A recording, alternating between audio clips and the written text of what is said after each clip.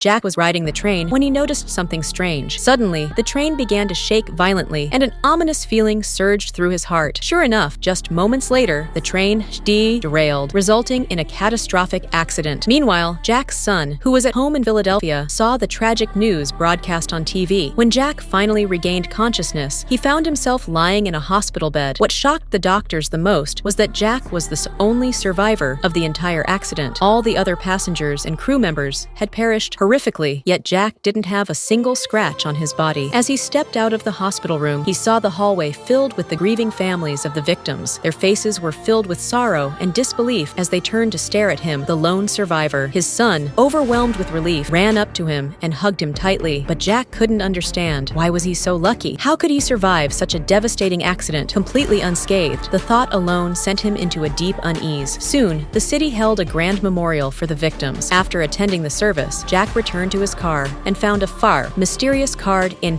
fright tucked under the windshield wiper. The card contained only one question: how many days in your life have you ever been sick? The words instantly made Jack pause and reflect, because the truth was, he couldn't remember the last time he had been ill. Jack worked as a security guard at a university stadium. Troubled by this thought, he went to his colleague and asked how many times he had taken a sick day over the years. His supervisor thought he was asking for a raise, so he laughed and made him an offer, because since the day Jack was hired, he had maintained a perfect attendance record. Not once had he taken a sick day. This question haunted him so much that he couldn't sleep. That night, he even woke his wife and asked her the same thing. She too was stunned. Thinking back, she couldn't recall a single time Jack had ever been sick, not even with a mild fever or a cold. What could this possibly mean? Neither of them had an answer.